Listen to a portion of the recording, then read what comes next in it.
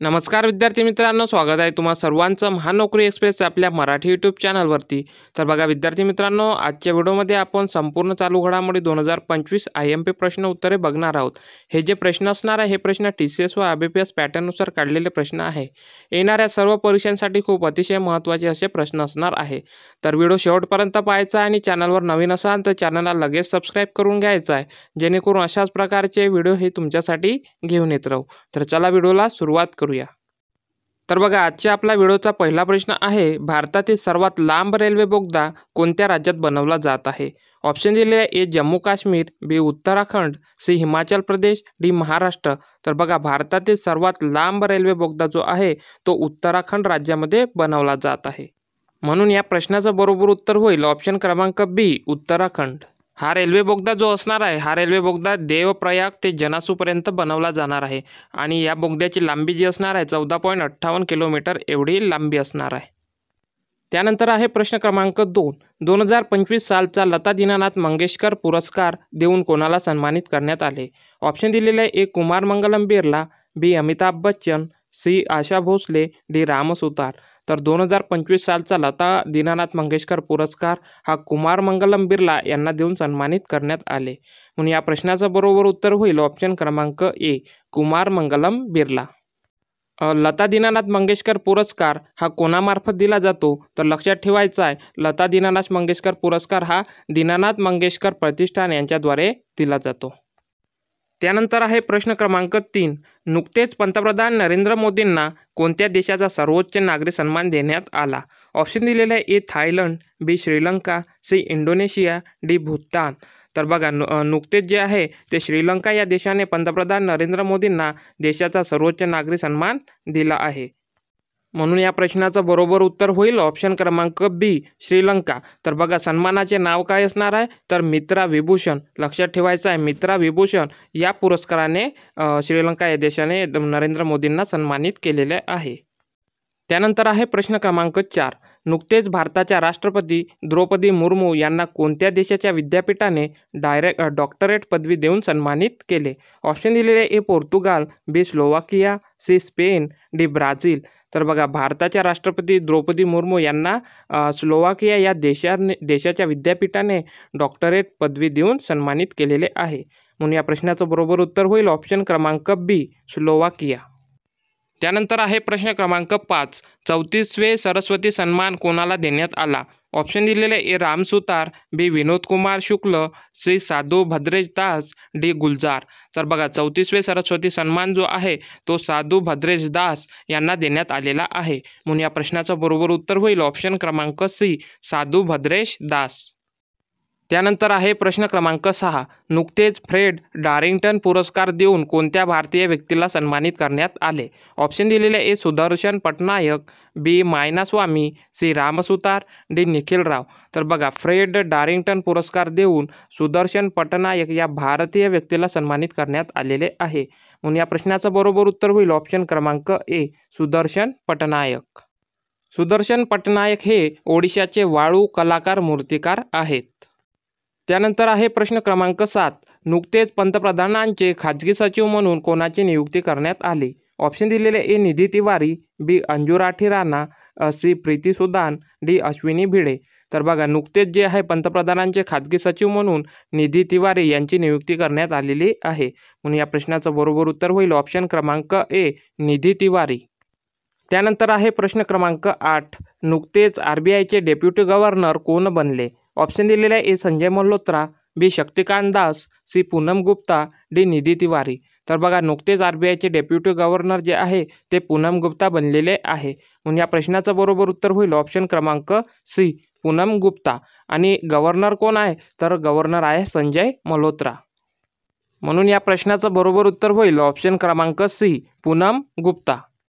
त्यानंतर आहे प्रश्न क्रमांक 9, नुकतेच NPCIचे कार्यकारी निदेशक म्हणून कोणाची नियुक्ती करण्यात आली? ऑप्शन दिले ए पूनम गुप्ता, बी निधी तिवारी, सी सोहिनी राजोला, डी संजय मल्होत्रा। तर बघा नुकतेच जे आहे NPCIचे कार्यकारी निर्देशक म्हणून सोहिनी राजोला यांची नियुक्ती करण्यात आलेली आहे, म्हणून या प्रश्नाचं बरोबर उत्तर होईल ऑप्शन क्रमांक सी सोहिनी राजोला। त्यानंतर आहे प्रश्न क्रमांक 10. नुकतेच IPL मध्ये सर्वात जलद शतक करणारा भारतीय क्रिकेटर कोण बनला?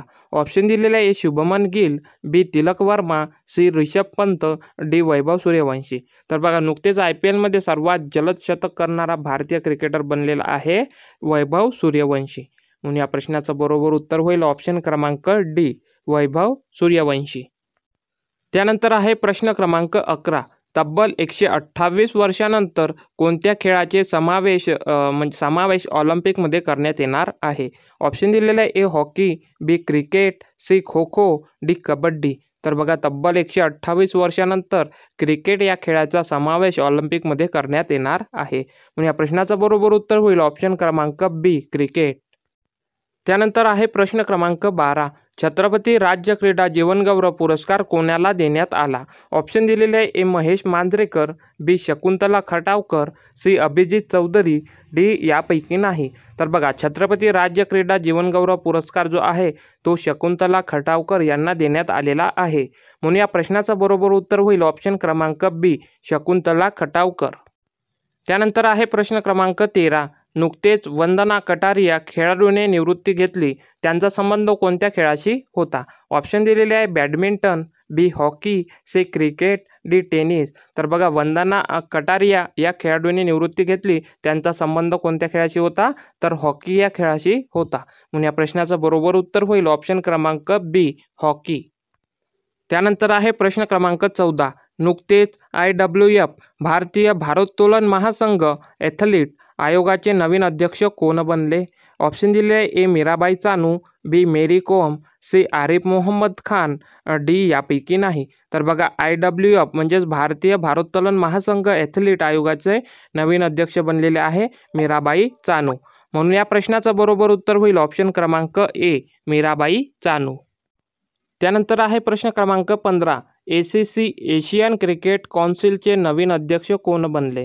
ऑप्शन दिलेले आहे: जय शहा, डी सौरभ गांगुली, डी रॉजर बिन्नी. तर बघा, ACC एशियन क्रिकेट कौन्सिलचे नवीन अध्यक्ष बनलेले आहे मोहसिन नक्की. म्हणून या प्रश्नाचं बरोबर उत्तर होईल ऑप्शन क्रमांक बी, मोहसिन नक्की. त्यानंतर आहे प्रश्न क्रमांक 16. नुकतेच 15वी हॉकी इंडिया सिनियर पुरुष राष्ट्रीय चॅम्पियनशिप 2025 कोणी जिंकली? ऑप्शन दिलेला आहे: ए हरियाणा, बी पंजाब, सी महाराष्ट्र, डी मध्य प्रदेश. तर बघा, नुकतीच 15वी हॉकी इंडिया सिनियर पुरुष राष्ट्रीय चॅम्पियनशिप 2025 ही पंजाब या राज्याने जिंकलेली आहे. म्हणून या प्रश्नाचं बरोबर उत्तर होईल ऑप्शन क्रमांक बी, पंजाब. त्यानंतर आहे प्रश्न क्रमांक 17. राष्ट्रीय समुद्र वरुण पुरस्काराने कोणाला सन्मानित करण्यात आले? ऑप्शन दिलेले आहे: ए सुदर्शन पटनायक, बी राजेश उन्नी, सी राम सुतार, डी मोहन शर्मा.